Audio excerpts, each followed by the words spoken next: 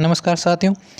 जैसे कि आपको पता है हम कंप्यूटर विषय के बारे में चर्चा कर रहे थे और कंप्यूटर विषय के अंतर्गत हमारी 4 क्लासें हो गई थी और आज हमारी है 5वीं क्लास, जिसके अंदर हम नया टॉपिक के क्वेश्चन के बारे में डिस्कस करेंगे। आज का हमारा टॉपिक है कम्युनिकेशन, मतलब संचार से रिलेटेड, कम्युनिकेशन से रिलेटेड जो भी क्वेश्चन है जो पिछली प्रतियोगिता परीक्षाओं में आ चुके हैं या आगामी प्रतियोगिता परीक्षाओं में आने की संभावना है, इनसे रिलेटेड हम कुछ महत्वपूर्ण क्वेश्चनों पर क्या करेंगे, चर्चा करेंगे।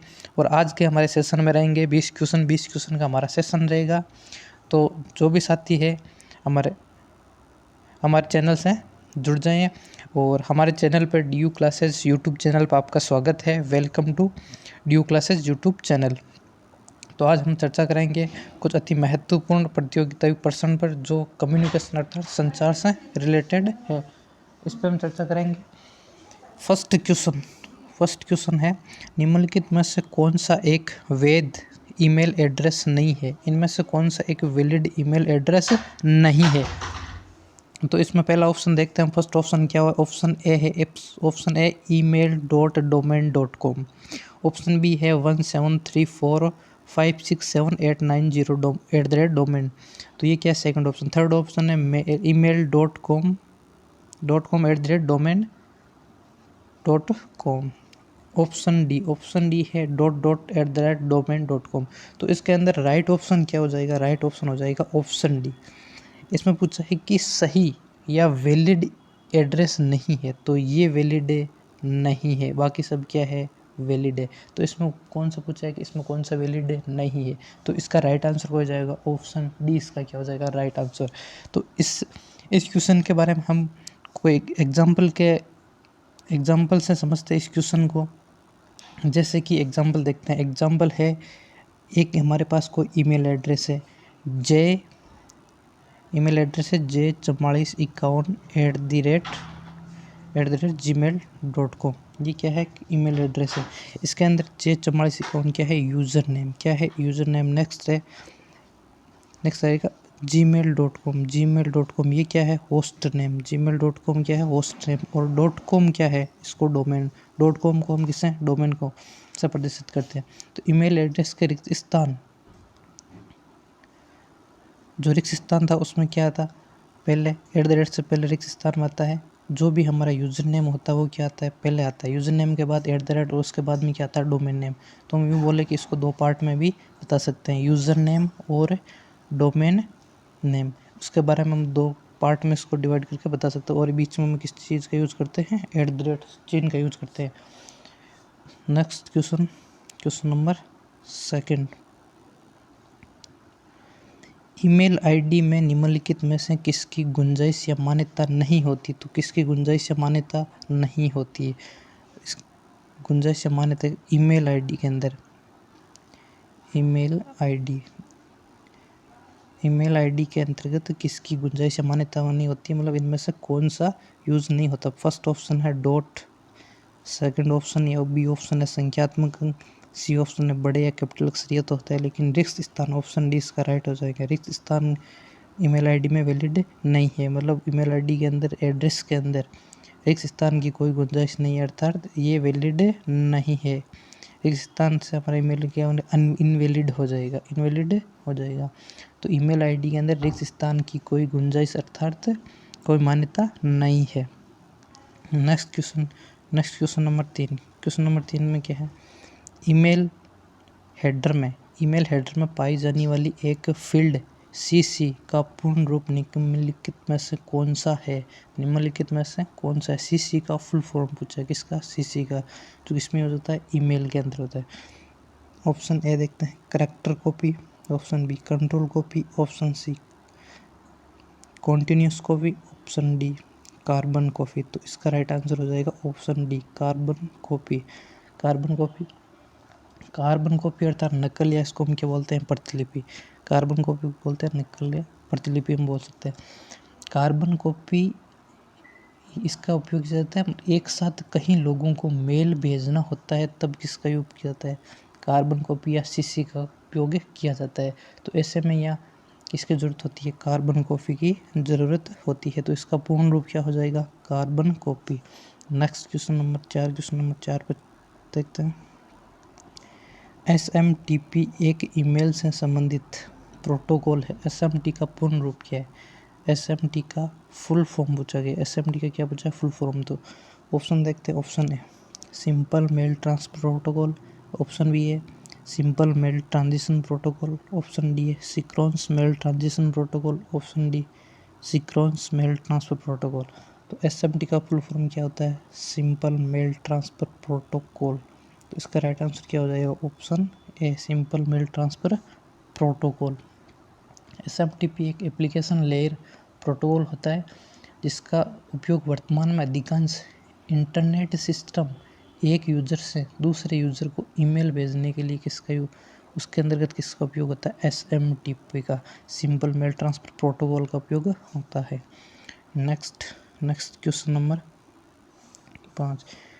क्वेश्चन नंबर 5 में है निम्नलिखित में से कौन सा एक ईमेल सेवा प्रदाता नहीं है या service provider? Email service provider कौन सा नहीं है?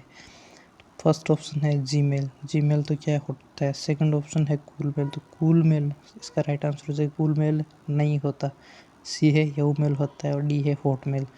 तो ए, सी और डी ये तीन तो क्या होते हैं?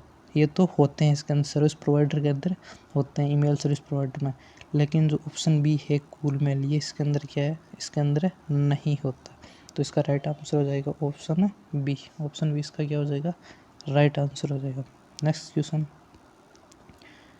Question number 6।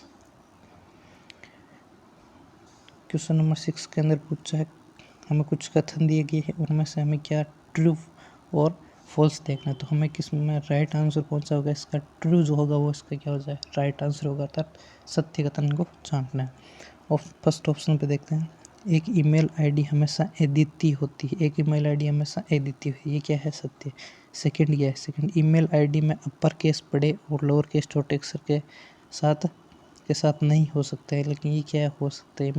डी में कोई कंपलसरी नहीं है, अपर और कैपिटल और स्मॉल लेटर से कोई लेटर इसका नहीं है, तो ये क्या हो जाएगा? असत्य हो जाएगा। ऑप्शन सी ईमेल आईडी में डॉट करेक्टर का उपयोग नहीं किया जाता, ये भी गलत है। ईमेल आईडी के अंदर डॉट करेक्टर का उपयोग किया जाता है, ये भी गलत है। ईमेल आईडी आमतौर पर कैसे सेंसिटिव या कैसे संवेदी होती है, तो ये भी क्या हो जाएगा? गलत हो जाएगा। उसमें पूछा सत्य कौन सा हो जाएगा? ऑप्शन ए क्या हो जाएगा? सत्य हो जाएगा। तो राइट आंसर क्या हो जाएगा? ऑप्शन ए।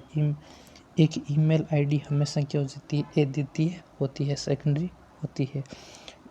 और अपर केस में बड़े और लोअर केस में छोटे अक्षर से इसका कोई रिलेशन नहीं है, तो ये भी गलत हो गया। सी में डॉट करेक्टर का उपयोग नहीं किया जाता है, डॉट करेक्टर का उपयोग ईमेल आईडी के अंदर तो किए, तो ऑप्शन सी भी क्या हो गया? इसका गलत हो गया।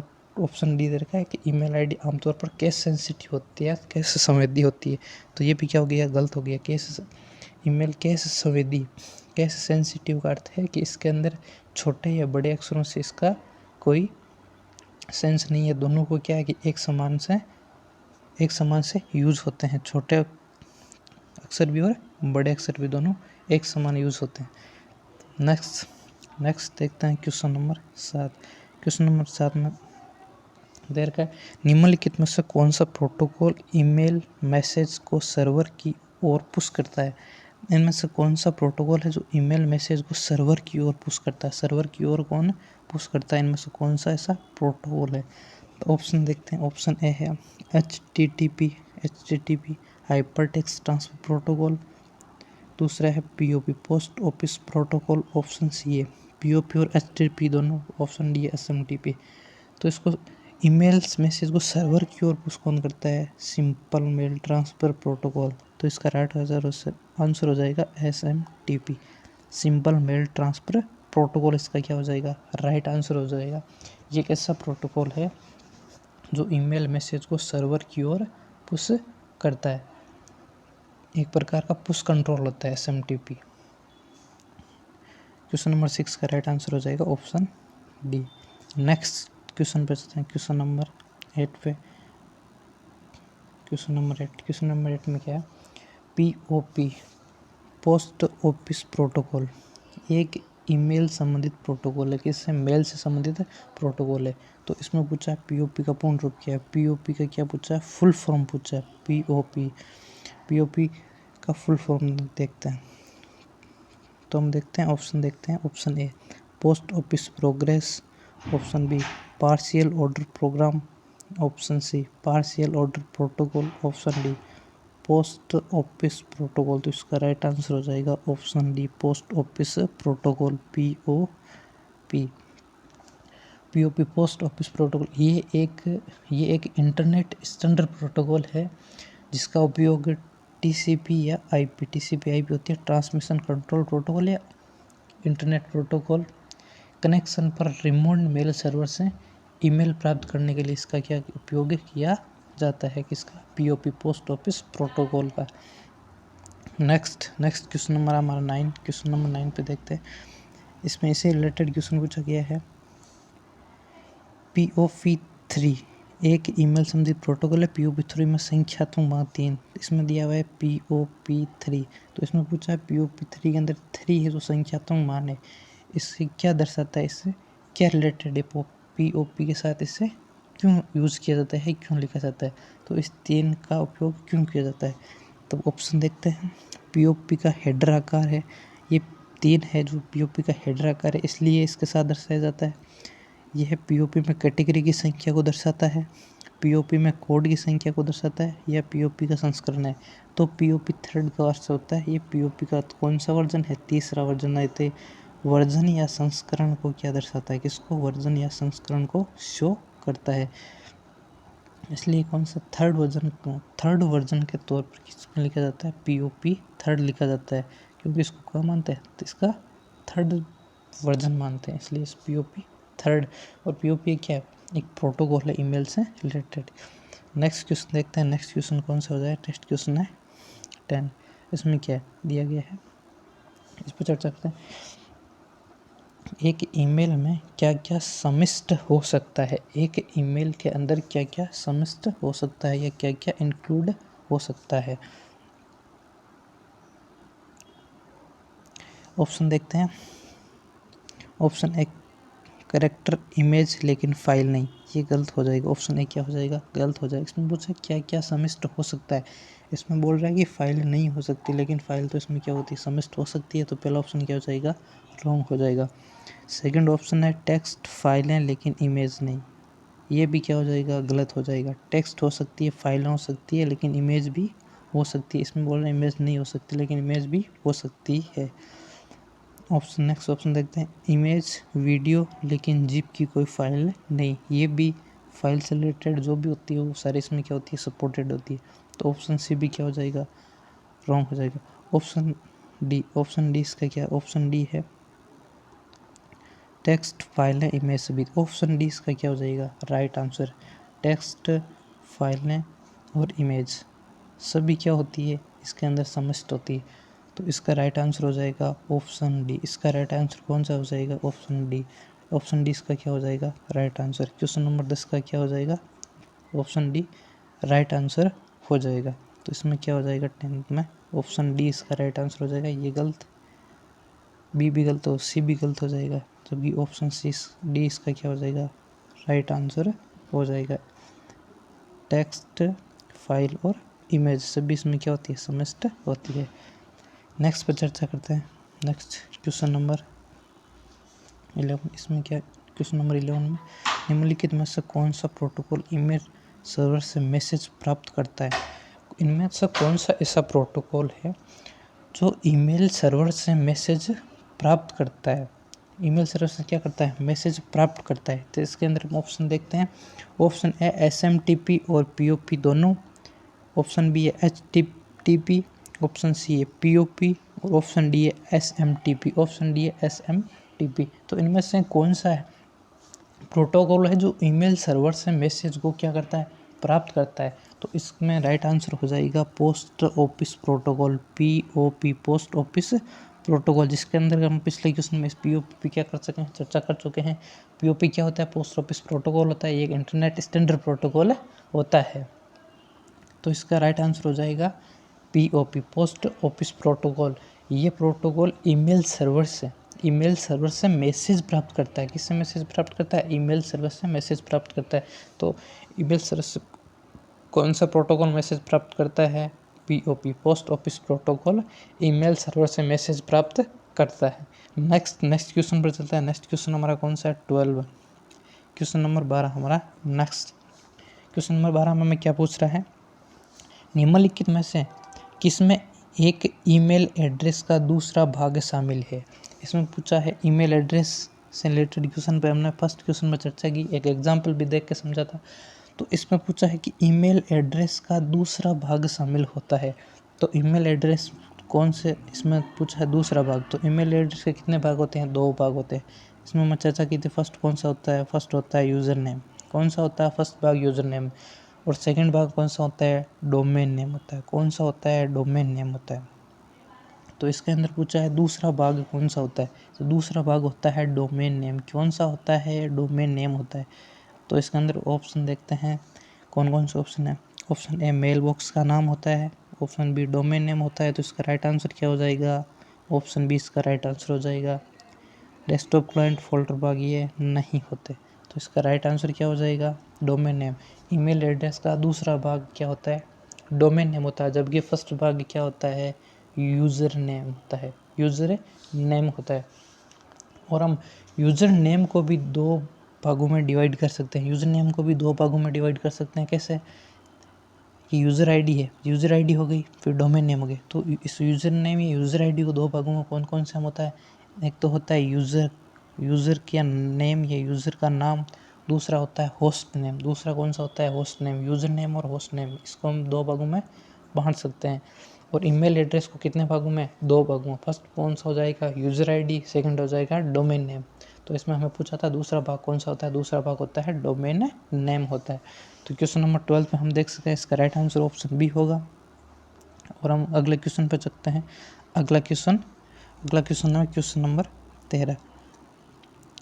इसके अंदर में क्या कथन दे रखे हैं? कथन से रिलेटेड है।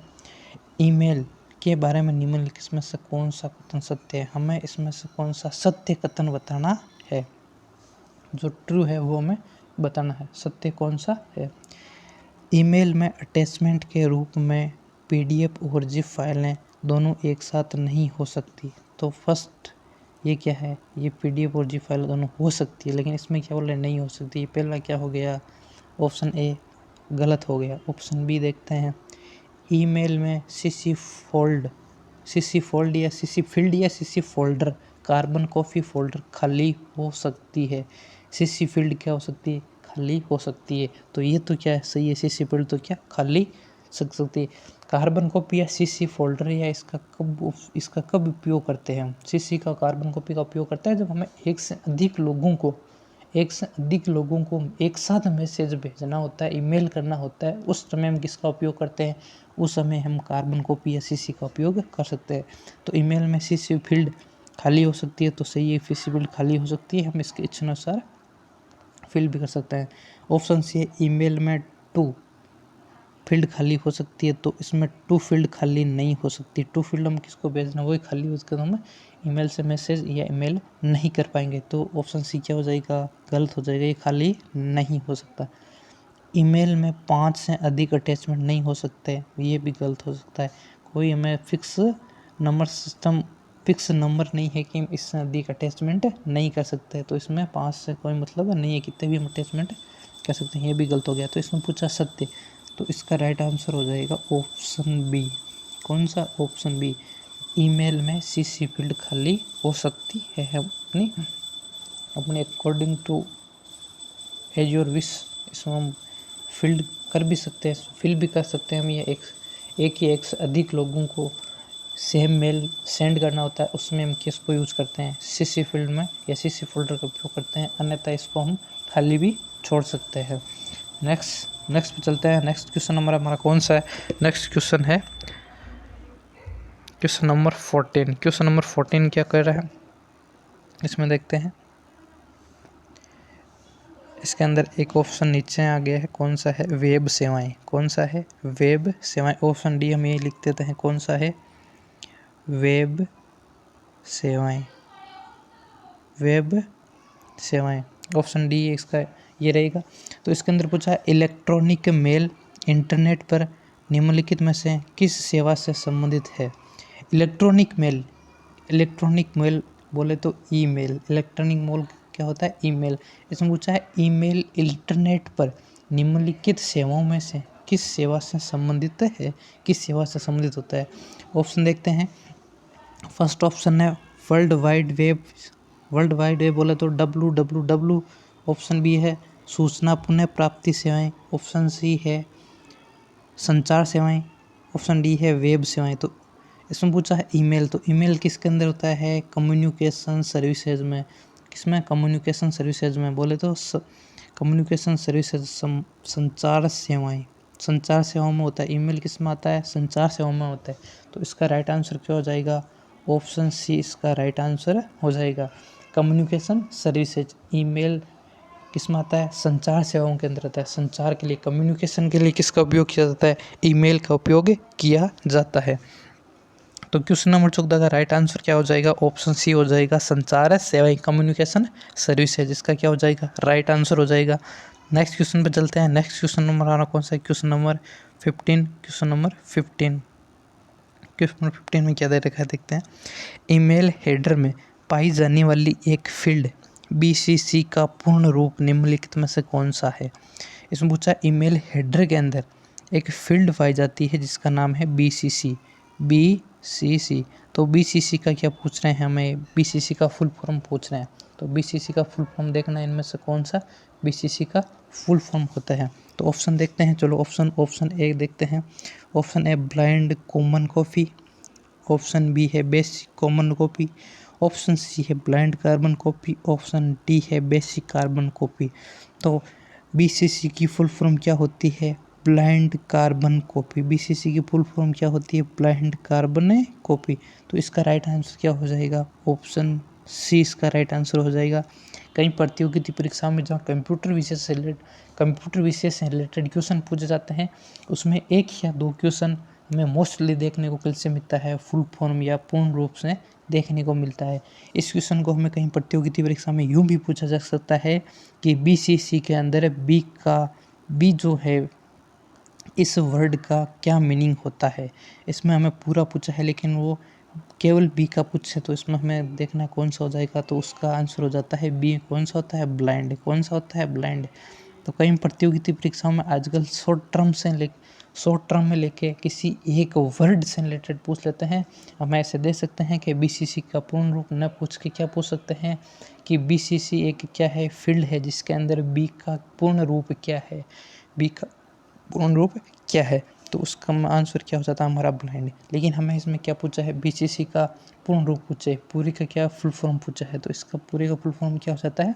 Blind carbon copy. Blind carbon copy. Next question देखते हैं। नेक्स्ट क्वेश्चन कौन सा है हमारा? Question number 16। क्वेश्चन नंबर 16 में क्या पूछ रहे हैं? इसका ऑप्शन है, ऑप्शन डी है इसका डॉलर। ऑप्शन डी क्या लिख लेते हैं? ऑप्शन डी इसका है डॉलर। ऑप्शन डी है डॉलर। क्वेश्चन देखते हैं क्वेश्चन क्या है। Question number 16। निम्नलिखित में से कौन सा सांप्रतिक करैक्टर ईमेल आईडी का एक भाग होना चाहिए? इनमें से कौन सा करैक्टर ईमेल आईडी का भाग होना चाहिए? कौन सा एक भाग ईमेल आईडी का? ईमेल आईडी का हम पहले भी 2-3 क्वेश्चन इस पर क्या देख चुके हैं। Email ID. तो ईमेल आईडी के कितने भाग होते हैं? ईमेल आईडी के कितने भाग होते हैं? ईमेल आईडी के 2 भाग होते हैं। पहले भी क्वेश्चन की थी, चर्चा की थी। यूज़र आईडी और क्या होता है? Domain name. यूज़र आईडी और डोमेन नेम होता है। तो इसके अंदर पूछा है कि करेक्टर ईमेल आईडी में कौन सा भाग होना चाहिए। तो इनमें से कौन सा होना है? ऑप्शन देखते हैं। ऑप्शन ए क्या है?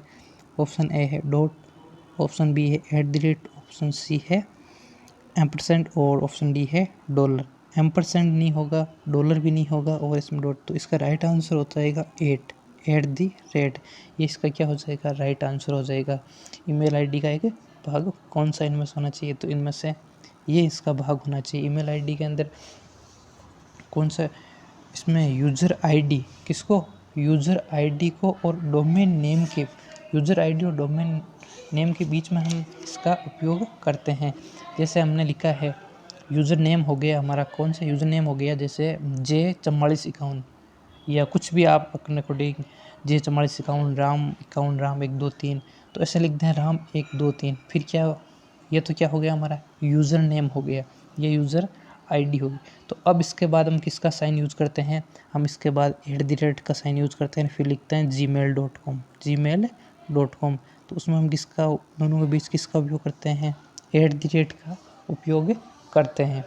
नेक्स्ट क्वेश्चन देखते हैं। नेक्स्ट क्वेश्चन नंबर कौन सा है, क्वेश्चन नंबर हमारा हो जाएगा 17। क्वेश्चन नंबर 17 में याहू मेल में सभी भेजे गए मेल को सेव करने के लिए निम्नलिखित में से किस फोल्डर का प्रयोग किया जाता है। हमें पूछा है कि याहू मेल्स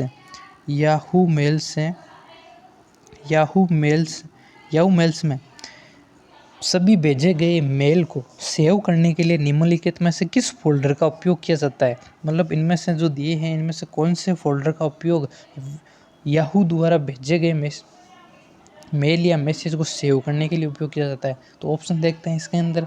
फर्स्ट ऑप्शन कौन सा हो जाएगा, सेंट हो जाएगा, बी ऑप्शन ड्राफ्ट हो जाएगा, सी ऑप्शन इनबॉक्स हो जाएगा और डी ऑप्शन हो जाएगा स्पैम। तो इसमें बोला है भेजे गए मैसेज को सेव करता है, भेजे गए मेल को सेव करता है। तो भेजे गए मेल को कौन सेव करता है, तो भेजे गए मेल को कौन करता है, सेंट। कौन सा, सेंट। भेजे गए मेल में क्या आता है, सेंट आता है। ड्राफ्ट, जो मैसेज हमने टाइप कर चुका है और हम उसको भेजते नहीं है, या हम कुछ समय के लिए उसको रख देते हैं, कुछ समय के लिए उसको छोड़ देते हैं, तो उसमें वो किस में चला जाता है, डाउट में। और इनबॉक्स, जो भी हमें मैसेज प्राप्त होता है, रिसीव होता है, वो किस में आता है, इनबॉक्स में। तो भेजे गए मैसेज किस में, भेजे गए मेल या मैसेज किस में आता है, सेव होता है, तो वो सेंट में। किसके ऑप्शन में, किस फोल्डर में आता है, सेंट के फोल्डर में वो सेव होता है। तो क्वेश्चन नंबर 17 का राइट आंसर क्या हो जाएगा, ऑप्शन ए। क्या हो जाएगा, ऑप्शन ए, सेंट फोल्डर के अंदर क्या होता है, सेव होता है। नेक्स्ट चलते हैं नेक्स्ट क्वेश्चन नंबर 18 पे। नेक्स्ट क्वेश्चन देखते हैं क्या। नेक्स्ट क्वेश्चन नंबर 18, प्राप्त ईमेल को देखने और प्रतिबंधित करने के लिए आमतौर पर निम्नलिखित में से किस विकल्प का प्रयोग किया जाता है। पिछले क्वेश्चन में हमने चर्चा की थी कि किसी मैसेज को भेजा गया मैसेज है वो किस में सेव होता है, किस फोल्डर में सेव होता है, ये होता है प्राप्त ईमेल। वो भेजा गया था, भेजे गए मेल के बारे में पूछा था। और ये किसके में पूछ रहा है, ये प्राप्त मेल के बारे में, यानी रिसीव। ऑप्शन देखते हैं, ऑप्शन कौन सा हो जाएगा, ऑप्शन ए हो जाएगा compose, option B sent item, option C inbox, option D attachment. तो ये पूछ रहा है रिसीव, प्राप्त किस में होता है, हमें इनबॉक्स में। तो जो भी हमें मैसेज प्राप्त होता है वो किस में आता है, वो इनबॉक्स में आके स्टोर होता है। इनबॉक्स में आके क्या होता है, सेव होता है। इनबॉक्स में क्या होता है, इनबॉक्स में प्राप्त ईमेल को देखने और उसे प्रतिबंधित करने के लिए इस फोल्डर का उपयोग किया जाता है। कोई भी मेल हो, चाहे कोई भी मेल होता है, वो सर्वप्रथम किस में, इनबॉक्स में आता है। चाहे कोई भी, वो सर्वप्रथम किस में आता है, सर्वप्रथम वो इनबॉक्स में ही आता है। कोई भी मैसेज आता है तो सर्वप्रथम में कहाँ सेव होता है, वो इनबॉक्स में आके सेव होता है। और कोई भी मैसेज हम जो भेजते हैं वो किस में सेव होता है, किस फोल्डर में सेव होता है, वो सेंट फोल्डर में सेव होता है। किस में, सेंट फोल्डर में। क्वेश्चन नंबर नेक्स्ट देखते हैं। नेक्स्ट क्वेश्चन कौन सा है, क्वेश्चन नंबर 19। क्वेश्चन नंबर 19 हमारा क्या है, इसमें देखते हैं। क्वेश्चन नंबर 19 को देखते हैं। निम्न में से कौन सा ईमेल से संबंधित नहीं है। इनमें पूछ रहा है कौन सा ईमेल से रिलेटेड नहीं है इनमें से। तो ऑप्शन क्या है, ऑप्शन फर्स्ट देखते हैं सीसी, ये तो होता है कार्बन कॉपी। ऑप्शन बी होता है ऑब्जेक्ट, तो इसके अंदर ऑब्जेक्ट क्या होता है, ऑब्जेक्ट तो नहीं होता है ईमेल में। ऑप्शन सी बीसीसी, ये भी होता है। ऑप्शन डी सब्जेक्ट भी होता है। तो इसमें पूछा कौन सा नहीं है, तो क्या है, ऑब्जेक्ट नहीं है। ऑप्शन बी इसका राइट आंसर हो जाएगा। कौन सा, ऑब्जेक्ट ईमेल से संबंधित नहीं है। ये मेल के अंदर ऑब्जेक्ट का पोर्शन नहीं आता। कार्बन कॉपी सीसी होता है, ब्लाइंड कार्बन कॉपी बीसीसी भी होता है, और सब्जेक्ट भी होता है। किस पर्पज से या किस से रिलेटेड मेल होता है उसको कहाँ मेंशन करते हैं, उसको सब्जेक्ट में मेंशन करते हैं। नेक्स्ट देखते हैं। नेक्स्ट क्वेश्चन नंबर 20 कौन सा है। क्वेश्चन नंबर 20 में हम क्या पूछ रहे हैं, क्वेश्चन नंबर 20, निम्नलिखित में से किस ईमेल एड्रेस फील्ड में ईमेल के कंटेंट का संक्षिप्त सारांश होता है, लेकिन ईमेल कंपोज करते समय इसकी अनिवार्यता नहीं होती है। इसमें यह बोल रहा है कि ईमेल एड्रेस फील्ड में ईमेल के कंटेंट को संक्षिप्त सारांश तो होता है, लेकिन ईमेल कंपोज करते समय इसकी अनिवार्यता नहीं होती है। इनमें से हमें एक ऐसा वर्ड चुनना जिसकी ईमेल कंपोज करते समय उसकी क्या होती है, अनिवार्यता नहीं होती है। तो ऐसा देखते हैं कौन सा होता है। ऑप्शन ए क्या होता है, subject, option B from, option C content और ऑप्शन डी टू। तो टू क्या होता है, कंपलसरी होता है। कंटेंट भी हमें जो भी कंटेंट भेज रहे हैं उस मेल के माध्यम से जो भी कुछ भी भेजना होता है उस कंटेंट को क्या करना पड़ता है, अटैच करना पड़ता है। फ्रॉम किससे द्वारा भेजा गया ये भी होता है। लेकिन सब्जेक्ट को मेल कंपोज करते समय सब्जेक्ट क्या होता है, अनिवार्यता नहीं होती है, उस समय ही कंपलसरी नहीं होता है। लेकिन फील्ड में मेन कंटेंट के अंदर तो ये मेल से संबंधित तो है सब्जेक्ट, लेकिन ये क्या होता है, कंपोज करते समय इसकी क्या होती है, कंपलसरी नहीं होता है, अनिवार्यता नहीं होती है, नेसेसरी नहीं होता सब्जेक्ट। लेकिन बाकी चीज़ें हमें क्या होती है, नेसेसरी होती है। इनका हम क्या करते हैं, मेल नहीं कर सकते। तो इसमें पूछा है अनिवार्यता नहीं है, किसकी अनिवार्यता नहीं होती है, तो सब्जेक्ट की अनिवार्यता उसमें नहीं होती है कंपोज करते समय। तो आज हमने 20 क्वेश्चन पे चर्चा की थी, और ये हमारा संचार या कम्युनिकेशन से रिलेटेड टॉपिक था। इसके 20 क्वेश्चन हुए थे आज। नेक्स्ट वीडियो में इसके अगले क्वेश्चन देखेंगे। और हमारे वीडियो देखने के लिए आपका बहुत बहुत धन्यवाद। आप हमारे यूट्यूब चैनल पर नए हो तो यूट्यूब चैनल को सब्सक्राइब ज़रूर करें। ड्यू क्लासेज यूट्यूब चैनल को क्या करें, सब्सक्राइब करें। और हमसे जुड़ने के लिए आपका बहुत बहुत धन्यवाद। आपके साथियों, आपके दोस्त, आपके रिश्तेदार किसी भी के साथ आप शेयर करें जो भी कंपटीशन से रिलेटेड तैयारी कर रहे हैं, जिसके अंदर कंप्यूटर विषय का रोल होता है, उन सभी के साथ आप शेयर करें और यूट्यूब चैनल को क्या करें, सब्सक्राइब करें। Thanks for watching. हमारे वीडियो से देखने के लिए और हमसे जुड़ने के लिए आपका बहुत बहुत धन्यवाद। Thank you. जय हिंद, जय भारत।